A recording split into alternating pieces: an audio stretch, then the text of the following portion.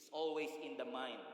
Kung ano po ang nangyayari sa ating kaisipan, yan ang magdidetermine kung ikaw ba ay mananalo o ikaw ba ay matatalo. Alam niyo po ba mga kapatid that you can be physically fit and mentally broken. You can be physically fit and mentally unstable. Ang target ni Satan hindi lang po yung ating katawan na magkaroon ng sakit. In fact, ang target din ni Satan ay yung iyong kaisipan ay magkaroon ng instability. Alam niyo kung bakit? Kasi kahit po tayo nga lang ay may sakit physically, kayang galawin ni Satan ang takbo ng ating kaisipan. He can use circumstances in your life para i-inflict ang iyong isip. Kayang gamitin ni Satan ang kasakitan para i-torture ang iyong kaisipan. Kayang gamitin ni Satan ang mga mali sa iyong relationship para i-harass ang iyong kaisipan. Yung mga intrusive thoughts na inyong naiisip, yung mga isip na hindi nyo naman winelcome pero paulit-ulit na pumapasok sa inyong kaisipan, na para tayo laging hinaharas, hindi ka makatulog. Ako lang po ba mga kapatid, ang nakakaranas minsan ng mga ganito, na minsan hindi ka pinapatulog ng mga negative thoughts na pumapasok sa iyong kaisipan, hindi ka makapag-function sa araw-araw because you have these intrusive thoughts na pumapasok sa iyong kaisipan, and most of the time you cannot relax. Most of the time mga kapatid, your mind cannot stop thinking. But I believe with all my heart, hindi ka po narito by accident. I believe all of us here are scheduled for surgery. And our great physician is willing to expose us from within.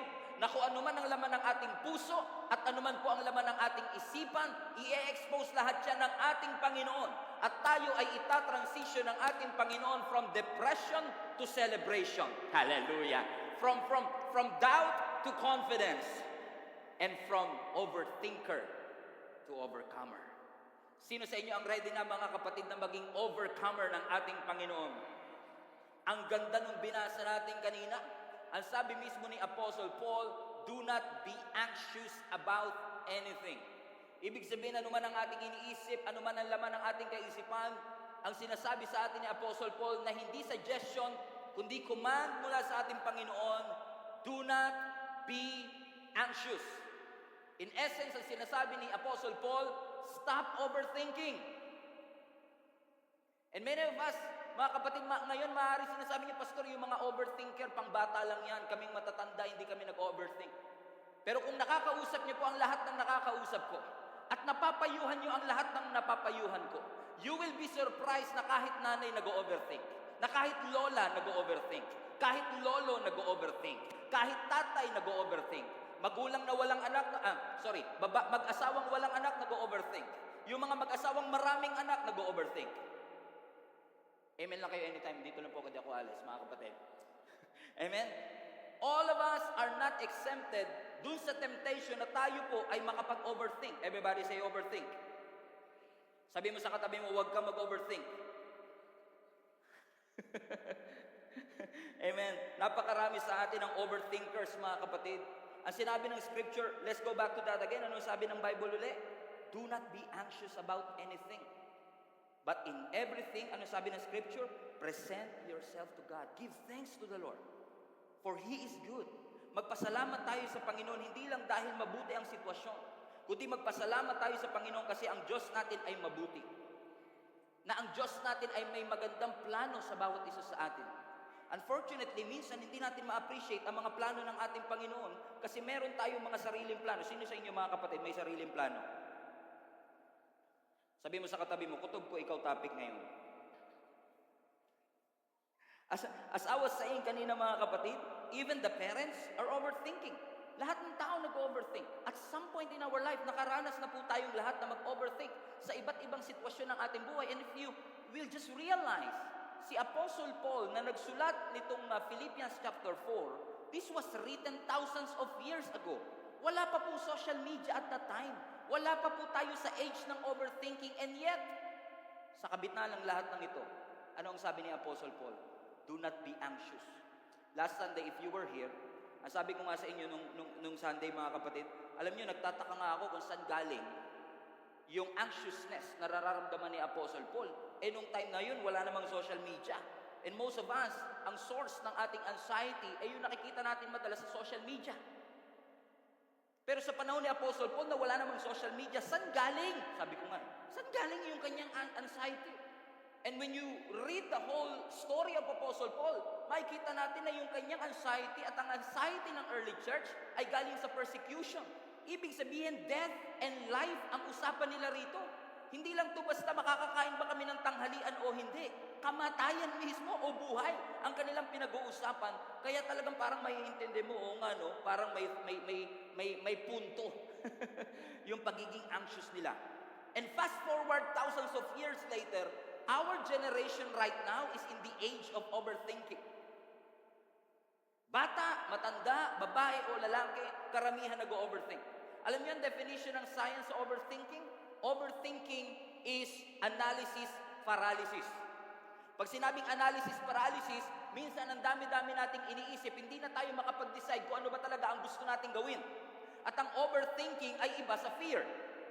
Kasi yung fear, yan yung takot mo. Actually, hindi lahat ng fear masama. Kasi may mga fear na nakakapagligtas. Halimbawa, may nakita kang rumaragas ang malaking truck. malaking truck. Okay? At nakita mo yung truck, ang bilis ng takbo. Sino sa inyo mga kapatid? Naranasan na minsan, nasa highway kayo, may mabilis na truck na paparating. Ano ang usually nagiging response ng ating kaisipan? Umiwas. Natatakot tayo sa consequences pag binangga tayo ng truck. Correct? Alam niyo po ba mga kapatid kung anong part ng ating kaisipan ang responsible for our fear usually? Yung amygdala. Na yung amygdala, Pastor, wag na tayo maganyan, mga siyensya yan eh. But you'll get this mamaya-maya. Alam niyo yung amygdala mga kapatid ay part ng ating brain na nakaka-detect ng stress sa ating environment. So kapag may biglang leon na pumasok dito, yung amygdala ng ating brain na sasabihin, papatayin ka niyan, ngunguyain ka niyan, kakagatin ka niyan. So alam ng isip natin, yung leon ay threat. Pero hindi porket alam mong threat, ay alam mo na ang gagawin. Hindi porket nasa tamang edad, tama ang gagawin. Correct? So meron pang isang part ng brain na ang tawag is prefrontal cortex. Hallelujah. Amen? So yung amygdala, siya yung nakaka-detect ng stress. Yung prefrontal cortex ang nagdidetermine, tatakbo ba ako o lalaban ako?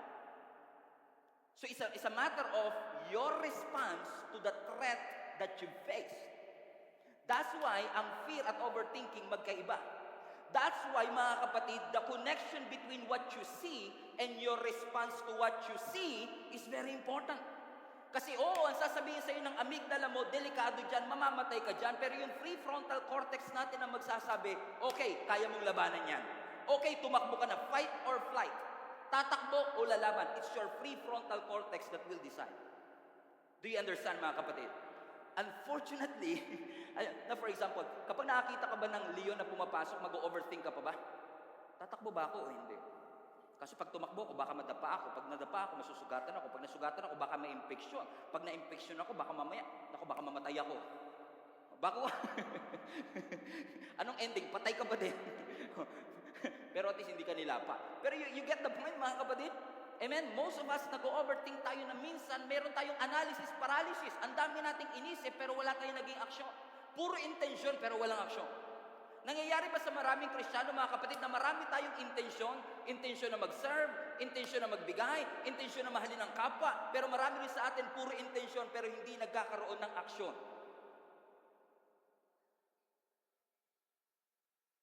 Overthinking. Unfortunately, hindi lahat nag-overthink. Merong mga nag-underthink.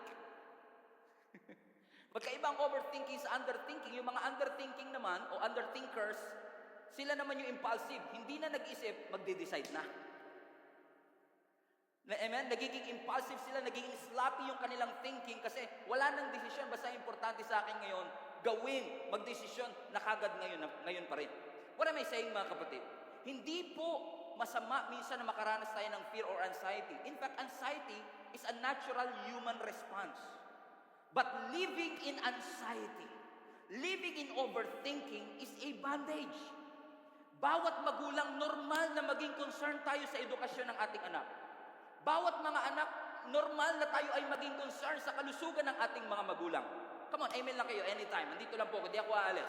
Normal lang yan. Pero yung mamuhay tayo with constant thinking about the future, concerning kung magiging maganda ba. Because every time na tayo ay nagiging anxious, ang lagi natin kagad iniisip yung worst case scenario. You are creating a problem that doesn't really exist. Nagkikreate ka ng movie sa iyong kaisipan na hindi naman talaga nangyayari. Nakita mo lang yung asawa mo may hawak ng cellphone. Iloloko yata niya ako, Pastor. Feeling ko may katext yung ibang babae. Sino sa inyo mga kapatid, may mga intrusive thoughts, hindi mo naman ginugustong isipin, pero dahil napapasok tayo ng intrusive thoughts, ganun ang nangyayari sa atin. Anxiety is a natural human response, but living in anxiety is a bondage. Ano sabi ng Bible? 2 Timothy chapter 1 verse 7. For God has not given us the spirit of fear, but of power and of love and of a sound mind. Everybody read that with me. God has not given us a spirit of fear, but of power and of love and of a sound mind. Listen to me mga kapatid, kung hindi nyo man narinig lahat ng sinabi ko at wala na kayong balang pakinggan ang susunod kong sasabihin, kahit ito lang mapakinggan ninyo. God's will for you is not a sick mind, but a sound mind. Ang kalooban ng Diyos sa iyo, magkaroon ka ng reasonable, sensible, and sound mind. Yan ang kalooban ng ating Panginoon. You have to understand, mga kapatid, that not everything in your life is an asset. Not everything in your thoughts is helpful. Not everything in your mind is beneficial. Sometimes kailangan mo magpalayas ng negative thoughts. Kailangan mo magpalayas ng mga kaisipan na iniisip kagad natin, nagiging concern kagad tayo sa worst case scenario. Hindi lahat ng nasa cellphone natin beneficial. Hindi lahat ng facts ay truth. So we have to have that sound mind, reasonable, para malaman natin ano ang dapat itapon, ano ang dapat i-consume. So most of the time mga kapatid, tayo ay nag-overthink because we worry so much. Nag-aalala tayo sa worst case scenario. Sabi nga ng science, we are perpetual thinkers. Sabi ng science, ang bawat tao daw po ay may average ng 7,000 to 8,000 thoughts a day. And watch this, yung iba, 40,000 thoughts a day. And this is surprising. Majority of what we think is negative. Hindi na kayo na-surprise, ano? Hindi na na-surprise yung katabi mo kasi alam niya na kagad, siya yung nasa survey. Na majority ng ating iniisip ay yung mga negative things. A lot of us and a lot of people are stuck in the prison of overthinking. Hanggang ngayon, nakapreso ka pa din, nakakulong ka pa rin. Hindi mo magawa ang pinapagawa ng Panginoon, hindi lang dahil takot ka, kundi dahil nag-overthink ka sa mga pwedeng mangyari sa future. Paano kung hindi niya ako tanggapin? Paano kung ma-reject ako? Paano kung hindi ko ito magawa? Paano kung malugi? Hindi ka pa nagsisimula ng negosyo, iniisip mo na kagad pagkalugi. Hindi mo pa siya sinasagot, ang iniisip mo na kagad hiwalay. Nag-overthink ka, paano pag malate ako sa airport, iwanan ako ng eroplano? Pag nakasakay na, paano pag bumagsak to? We overthink so much. And tinatawanan natin minsan yung ating illogical thoughts minsan, pero ang totoo, there are real people that I've encountered na meron talagang chronic anxiety. Hindi sila makatulog, hindi sila mapakali, and it is affecting their body. Nanginginig, nag-chill, pinagpapawisan ng malagkit na hindi nila alam kung saan nanggagaling. Pero let me just say this to you with encouragement. Ang sabi nga ni Craig Rochelle, a positive life is impossible with a negative mindset. Let me say that again, hindi na-guess ng katabi mo. A positive life is impossible with a negative mindset. Kapag negatibo ang ating kaisipan, yung positibong buhay, imposible po talaga. May kilala ho ba kayo mga kapatid na hindi nyo rin alam kung saan nanggagaling yung kanilang galit? Saan nanggagaling yung kanilang pagkairita? Alas 7 pa lang ng umaga, galit na kagad, mainit na kagad ang ulo. Teka, kakagising mo lang, pre ah. Ba't ang init na kagad ng ulo mo? Nag-i-snap tayo, naiirita tayo. Yung iba nagtuturoan, pre, ikaw yung topic ngayon ha. Yung pasensya natin ang iksi-iksi. Nagagalit ka ng walang kadahilanan. Or even worse, some people nagre-resort sa drugs, alcohol, cigarettes, pornography. Para ma-ease yung kanilang pakiramdam. Yung takot na kanilang nararamdaman. Yung fear of rejection and yung fear of future. Again, in overthinking, you you are creating a problem that doesn't exist. How many of you can testify with me, mga kapatid, na karamihan ng inalala mo para bukas hindi nangyari kinabukasan?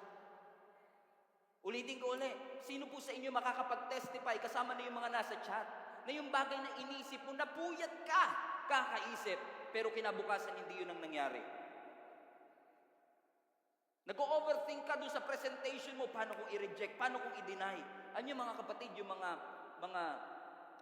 underthinkers minsan, sabihin natin, ang normal na tao, ang sasabihin, let me think, give me a minute to think.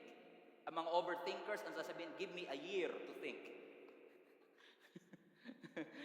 Ang mga normal tayo sa atin, sabihin lang natin, give me a minute, I just want to think. Yung iba naman sasabihin, give me 1 year. Give me 1 year to overthink this.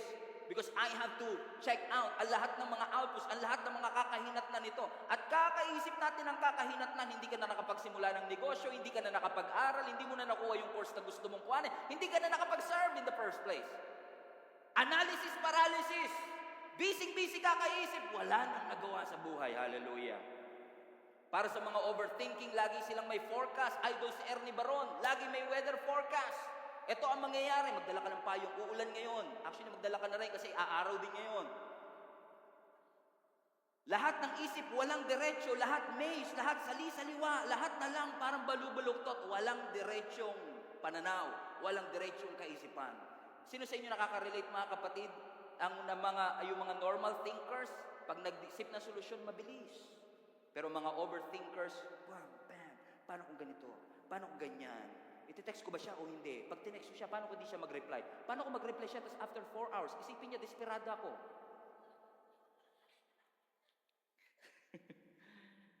And sometimes, because of overthinking, we are not present. We are not engaged. You cannot read the room because of your internal monologue. May sariling drama sa iyong kaisipan na hindi naman real life. Iniisip na kagad natin ang worst case scenario. Paano kung di makapagtapos ang aking mga anak? Paano kung malugi ito? Mas malala pa yung imagination natin kaysa sa reality.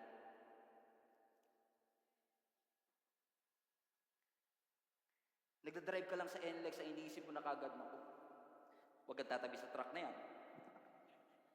Mapipipi tayo dyan. Babagsak yung troso na yan. Madadaganan tayo. Pero ang totoo, pag inugat mo, kasi nanood ka ng Final Destination dati, sabi mo sa katabi mo, kaka-cellphone mo yan. Lagay mo sa chat, kaka-cellphone mo yan. Nananahimik yung truck, Brad. Nasa sariling linya. Ayaw mong dumikit, ayaw mong pumagitna, kasi nga, yung amygdala mo, sasabihin, delikado ka dyan. Eh dahil nga ikaw ay overthinking, ang sabi ng prefrontal cortex mo, okay lang, wag ka na tumuloy. Isipin mo mangyayari sa'yo. Pag nabagsakan ka niya, mawawalan ka ng pamilya, kawawa naman yung mga anak mo. Yung mga anak mo, lalaking walang mga magulang, hindi sila makakapag-aral, hindi sila magkakaroon ng magandang kinabukasan, mamamatay silang walang magulang. Yung anak mo, 2 years old pa lang. Do you understand, mga kapatid? What consumes your thought will eventually control your mind. What consumes your thought will eventually control your mind. Ano yung sabi po nila, you follow your most dominant thought.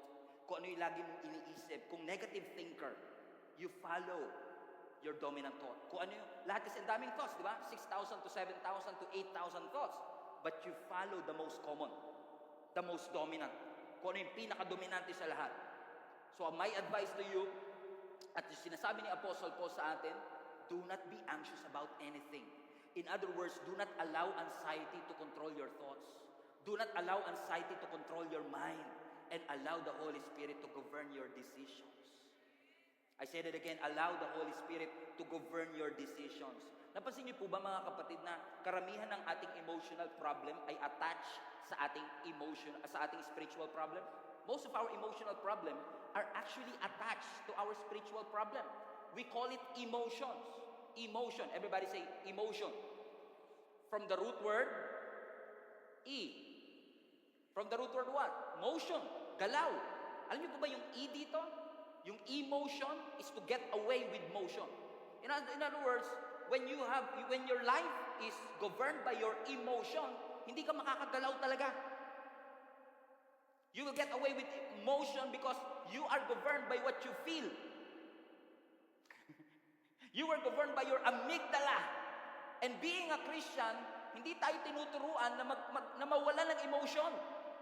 Hindi naman ang mga Kristiyano walang emosyon eh. May emosyon pero hindi tayo overwhelmed ng ating emosyon. Hindi tayo overwhelmed ng ating nararamdaman. We have to regulate what we think. We have to regulate what we feel. Ano sabi ni Apostle Paul? Do not be anxious about anything. If I will just, kung papayagan niyo kung pumasok sa inyong kaisipan, madumi, magulo o hindi? Actually, if I will allow you to go to my mind, can I be honest with you? Can I? Can I? Can I? Amen naman kayo. If you will come and enter my mind is a mess. To be fair, to be honest with you. Kaya nga before I stand and preach, I need a few minutes to declutter my mind. Because I have to regulate what I think in order for me na magamit ng Panginoon to the full. And all of you, all of us, needs to do the same. We need to regulate. You cannot control what comes into your mind, but you can control what stays in it.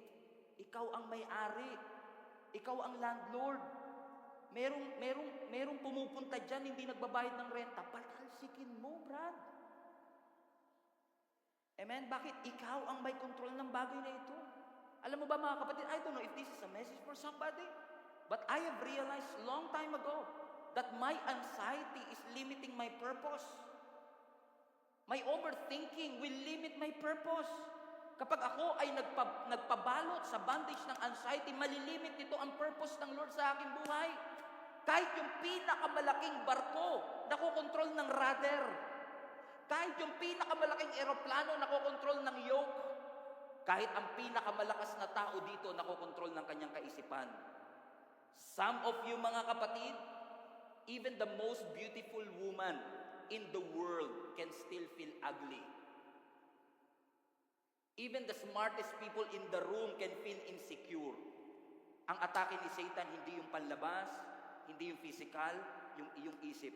Kahit pa ikaw ay talented and gifted, when Satan put thoughts in your heart, anxiety in your mind, kahit ikaw ang pinakamagaling, pinakamatalino, pinakamalaki, kapag ikaw ay tinali ni Satan sa iyong kaisipan, walang-wala kang magagawa. It will limit your purpose. Remember si Moses? Bago siya sumunod sa Panginoon, ano ang kanyang statement? What if they don't believe me? Hindi pa nagsisimula, may what if na siya. Paano kung di ako paniwalaan? And most of us, bago magsimula, sinasabi natin, what if I fail? What if ma-reject ako? What if hindi enough yung pambayad ko? What if hindi ako makasurvive? What if walang makinig sa akin? Pastor, I think nobody will believe me. I think nobody will listen to me. I think it's going to be a disaster. It's always the worst case scenario. Pastor, my overthinking self cannot. I cannot talaga. Overthinker ang person.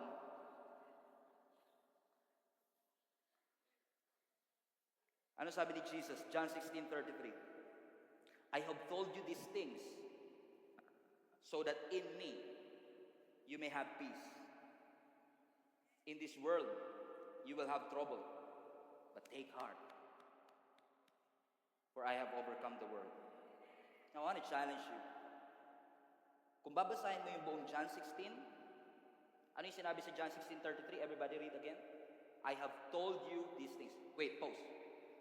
I challenge you, read John 16 at bilangin ninyo kung ilang beses sinabi ng Lord yung I've told you these things. Napakarami.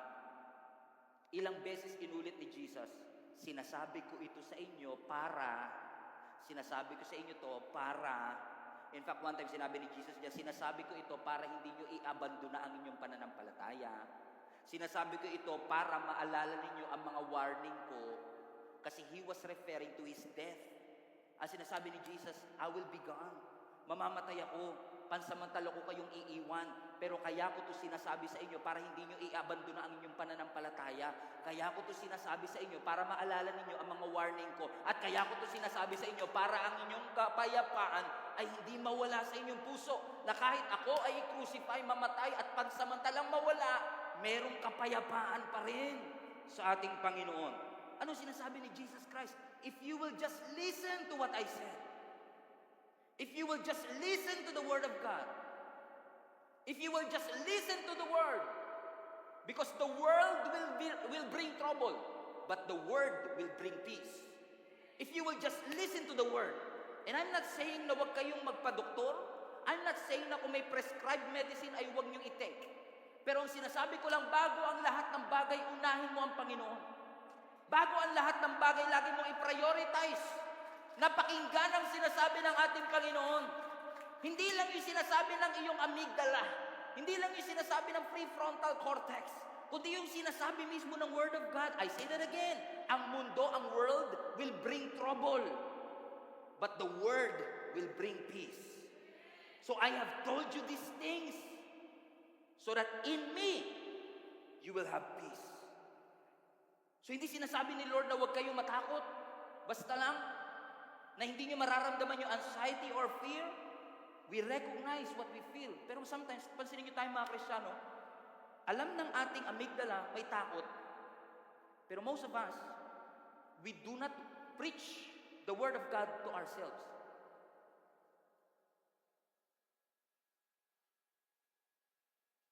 Can I say one thing? You can actually preach the Word of God to yourself. Hindi mo ko kailangan laging antayin na mag-preach ng Word para sa iyo, kapatid. Because you can preach the Word of God, the Word that you know. Faith comes by hearing and hearing by the Word of God. Matagal na po kayo sa Gia Kamanaba, 2 years, 1 year, ang dami nyo na pong narinig ng Word of God. Pagdating na ikaw ay natatakot, pagdating na ikaw ay na-anxious, sa mga panahong ikaw ay stressed out, preach to yourself. Ang sasabihin ng amygdala sa iyo, ala, huwag mo subukan yan, mapapahamak ka. No, I believe that God will provide. The Word of God is saying, God will heal me. The Word of God is saying, pasinin niyo mga kapatid, kung paano tumakbo yung ating anxiety. Masakit lang ang kuko mo, ang iniisip mo na kagad cancer. Tinatawanan natin pero totoo, no? Ba't kaya masakit yung kuko ko? I-google ko nga. Symptom, masakit ang kuko. Oy! It is a sign of underlying condition. Hala! Underlying condition? Ano kaya to? It can be cancer. Hala! Cancer daw.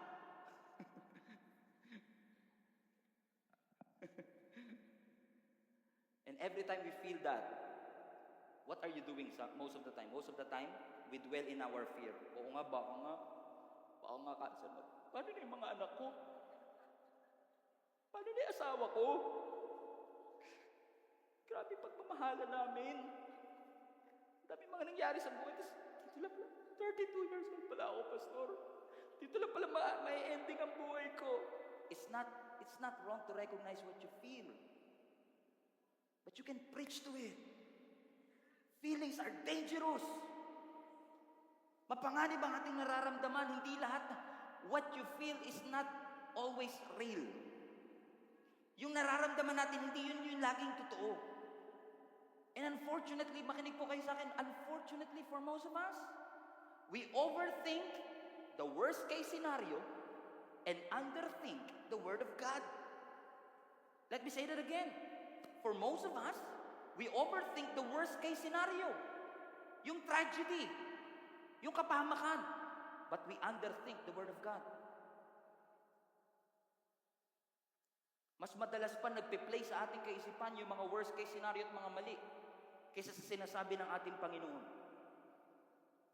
Hindi naman sa pinag-o-overthink kita, Brad.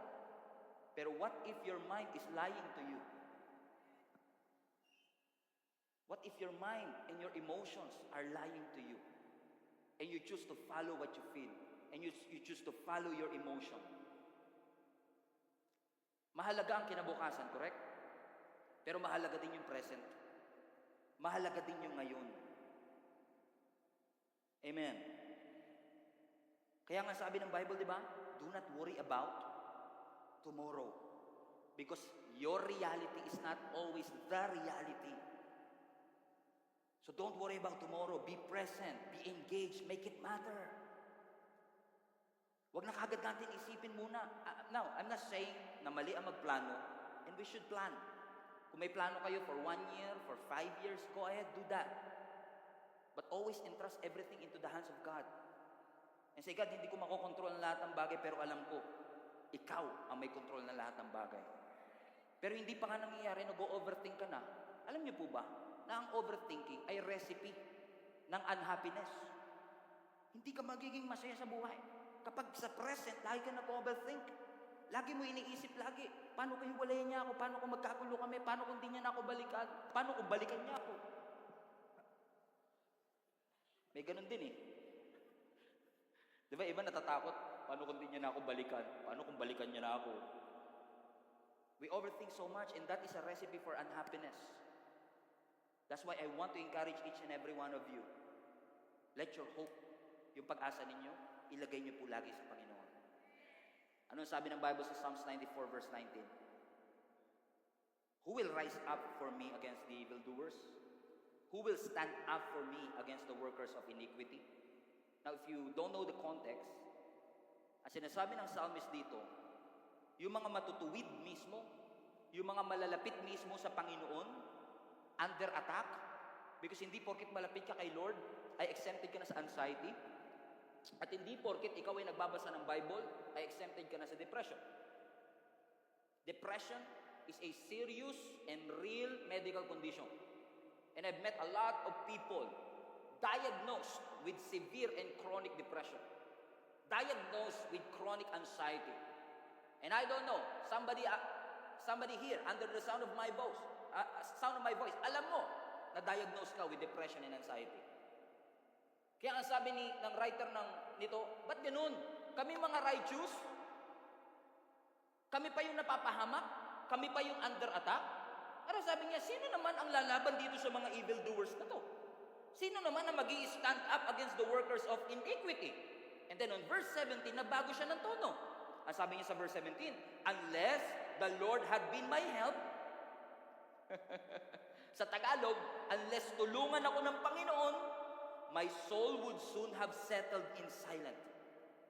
Verse 18, if I will say, my foot slips, your mercy, O Lord, will help me up. In other words, bumagsak man ako, alam kong ikaw ang mag-aahon sa akin. Sa una, sinasabi niya, sino magtatanggol sa mga matuwid? Sino magtatanggol sa mga anak ng Diyos? Kahit anak ng Diyos may anxiety. Kahit anak ng Diyos, ang mind nila is under attack. The battle is here. Hindi exempted kahit magulang, kahit estudyante, kahit young adult, lahat nakakaranas ng lahat ng bagay na ito. Sino magtatanggol sa atin? Pero ang sabi niya, pero alam namin na unless ang Diyos ay tulungan tayong lahat, hindi natin malalagpasan ang lahat ng bagay na ito. And when you read remedies, and you listen to doctors, and we respect doctors, may mga experts na magsasabi, if you are in chronic anxiety or depression, mag-meditation ka, magbasa-basa ka, maghanap ka ng quiet place, hindi natin dinidiscredit yun kung yun ang kanilang recommendation. Pero ang aking sinasabi is this, sa mga panahon na walang makakatulong sa iyo kahit doktor, alam natin ang Diyos lang ang pwede makatulong sa atin.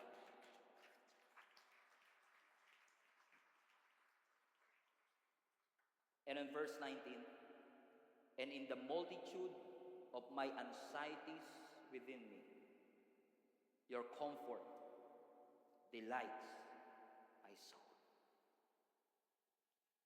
Actually, sa ibang translation, when my thoughts are so busy, in the multitude, nararanasan niyo ba minsan yan? Actually, ang Hebrew word dito is parang puno na iba-iba ang sanga, na hindi mo na maalaman kung nasa ng ugat.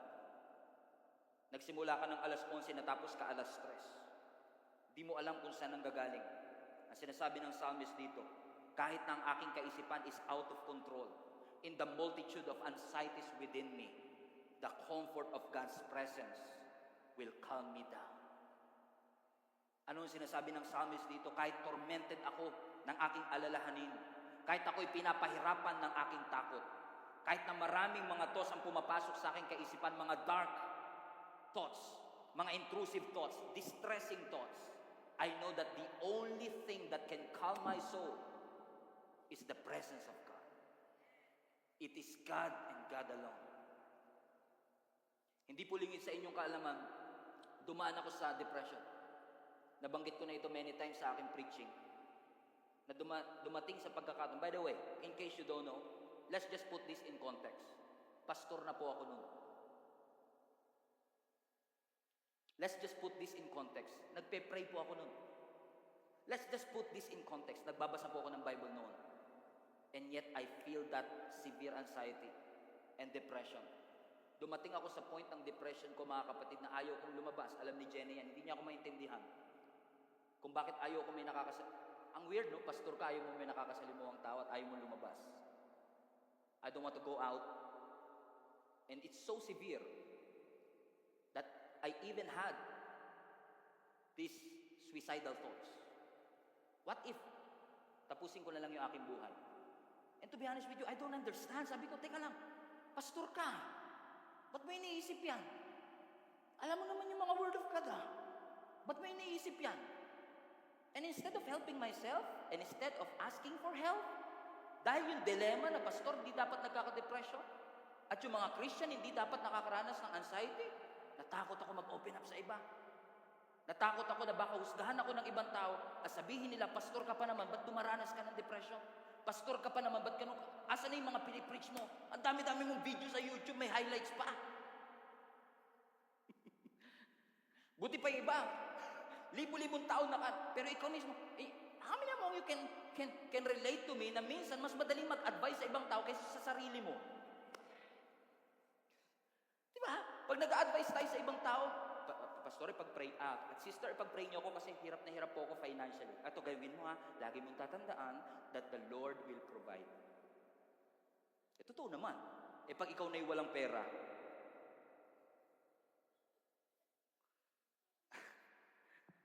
at sasabihin sa ni pastor, the Lord will provide. Pastor, mamaya na po ako magbabayad. Pastor, mapuputulan na kami ng kuryente. Pastor, lalagyan na ng kakandaduan na kami ng landlord namin. Ang hirap minsan i-preach yung sarili. And I've gone through that. And one day I opened it up sa mga volunteers and leaders ng church, and surprisingly, there are a lot of people that can relate to me, that they have gone through that also. But you know what? Kung ano po ang tumulong sa akin para malagpasan ang lahat ng bagay na ito, dalawa. Yung presensya ng Diyos. You know what? Dumating sa punto ng buhay ko na depressed ako, that I'm forcing myself to read the Bible even though I am depressed. I'm forcing my way to it. Kahit hindi ko feel magbasa ng Bible, because for me, parang dumating ako sa point na parang I don't even believe that the Bible is real. Can I just be honest with you? Yeah. Can I? Mahal niyo pa rin naman ako, di ba? Dumating ako sa punto that even when reading the Word of God, alam niyo yung minsan tinuturuan tayo ng Lord na kapag may emotion ka, i-challenge mo. Minsan dumating sa punto ng buhay ko na yung Word of God na yung china-challenge ko. Totoo ba talaga to? Ba't hindi ko siya maranasan sa aking buhay? Yung ibang tao lumalapit sa akin para magpa-pray, pero ako mismo is suffering with the same thing. Na kapag may nagpipreach, sino rito ang gusto ng kalayaan? Ako mismo gusto ko magsabi, ako! Ako mismo! Hindi yata makarelate siya iba dito eh. Pero it happened to me, mga kapatid. But you know what? 2 reasons. It's the presence of God. There are a lot of sleepless nights. A lot of crying nights. It's horrible. I don't want you to go through the same thing. Kung ako lang papapiliin, ayokong pagdaanan ninyo yun. Yung pinagdaanan namin at yung pinagdaanan ni Jenny habang ako'y nagdadaan sa ganung bagay. It's horrible, it's terrible. As much as possible, I don't want you to go through the same thing. But you know what? Every time na ako ay magkakaroon ng sleepless nights at umiiyak, I always remind myself of the presence of God, na hindi ako iiwan ng Panginoon. Pangalawa, I surrounded myself with people that will help me grow. I'm forcing myself na ilapit ang aking sarili sa mga taong alam ko makakatulong sa akin. And I will be forever grateful for Jesus is Alive, Kamanaba. You have helped me through the deepest. Oh my gosh.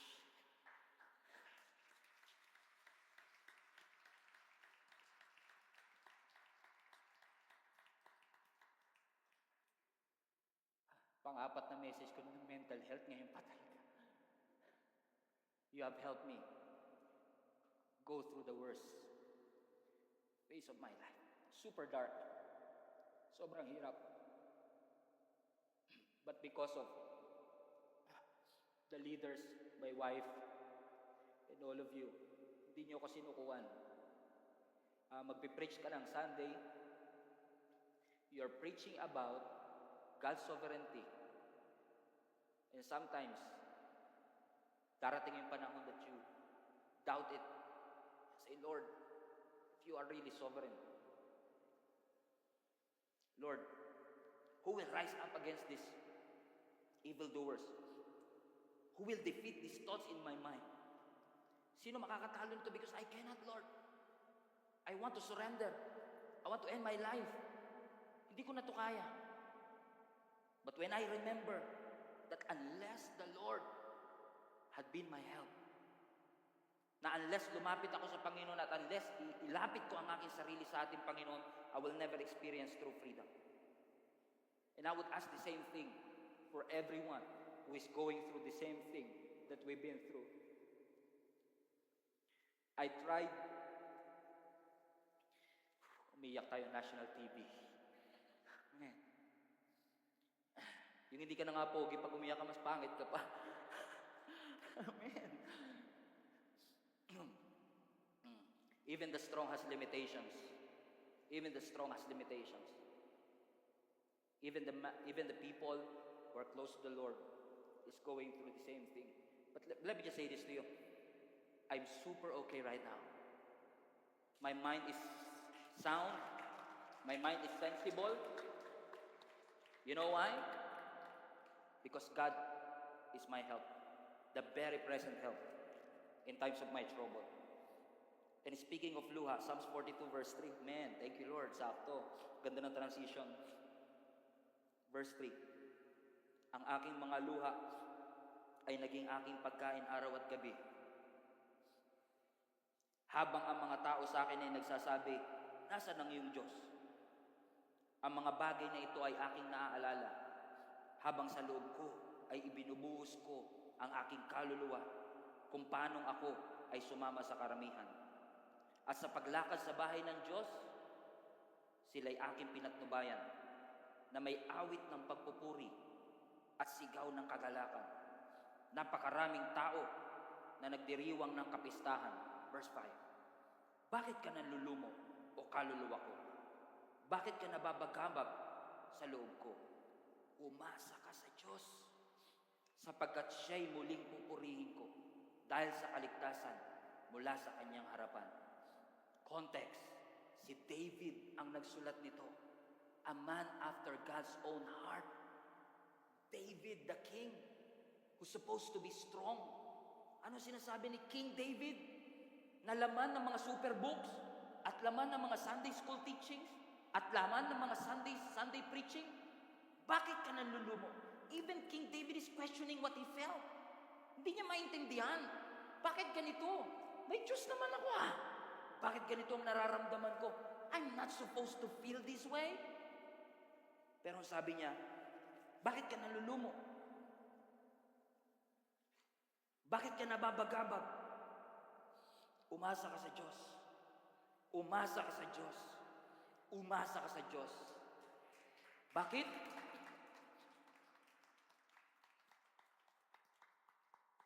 Because to hope in God, yung umasa ka sa Panginoon, is to recognize that God is bigger than your problem. Kapag umasa ka sa Panginoon, nire-recognize mo, alam ko malaki ang aking problema, pero ang Diyos ko ay mas malaki. Alam ko matayog ang aking pinagdadaanan, pero ang Diyos ko ay higit na mas malakas at mas matayog sa kahit ano paman. So my friends, global family, who is going through the same thing, and you are going through a silent battle, silent pain, silent depression, silent anxiety, na bilang magulang hindi mo maamin sa iyong mga anak na nagdaraan ka rin sa depression and anxiety because you have to be strong and you pretended to be strong. When anxiety attacks, when depression attacks, when your mind is being harassed at ikaw ay target ng kaaway, hindi ko alam kung anong scientific advice ang pwede kong ibigay, hindi naman po ako doktor. Hindi rin ako makakapag-advise sa inyo ng medical advice kasi malayo-malayo ang kurso ko dyan. Pero ang kaya kong sabihin sa inyo, yung sinasabi na salita ng Panginoon, umasa ka sa Diyos. Put your hope in Jesus Christ. Regulate your minds, recalibrate your minds, and remind yourself of the Word of God. No weapon formed against you shall prosper. No weapon formed. Listen, hindi sinabing hindi mafo-form. Ang sabi, kahit ma-form, it will not prosper. Hindi sinabing hindi ka daranas, pero kahit tumaras ka, it will not prosper. Kahit pagdaanan mo, makakasurvive ka sa pangalawa. Bakit? Let's go back to John 16 verse 33 again. I just want to read that one last time. John 16:33. We just read it right now. Ano sabi ng ating Panginoong Jesus? Everybody read. I have told you these things so that in me you may have peace. In this world you will experience many troubles. But take heart. What? Take heart. Why? For I have overcome. Listen, let's go back to that again. I have told you these things so that in me you may have peace. Next. Watch this. In this world, you will have trouble. In this world, overthinker. But take heart, I'm an overcomer. So every time you face that same scenario, and you've been through lonely and dark places, I know not everyone can understand and not everyone can relate to this. Because lalo tayong mga Christians, we are experts in pretending to be somebody that we are not. Pag tinatanong tayo lagi, kamusta ka na? It's an expectation na bilang isang Kristiyano, ang laging sagot natin, I'm blessed and highly favored. And we are lying to ourselves. And we don't recognize the attack, the feeling, the hurt, the pain. Nawalan ka ng mahal sa buhay and you didn't even process that pain. Ginawa mo lang busy yung sarili mo, akala mo nalagpasan mo na, nakasurvive ka na, but deep within me, ang daming pain na hindi na-process. Ang daming sakit na hindi na-address. Ang sinasabi ni Jesus Christ, in this world you will experience trouble. Hindi niya sinabing mawawala ng trouble. Ang sabi niya, you will experience trouble, but take heart. Kumapit ka. Tatagan mo ang loob mo. Tatagan mo ang iyong puso. Bakit? Anong assurance natin? Because God has already overcome the world. He overcame. He was forsaken, beaten, wounded, suffered, so that you and I will experience true and lasting freedom. Not just freedom, true and lasting. Lasting. And I want you to experience that as well. Every head bow, every eye closed, all across.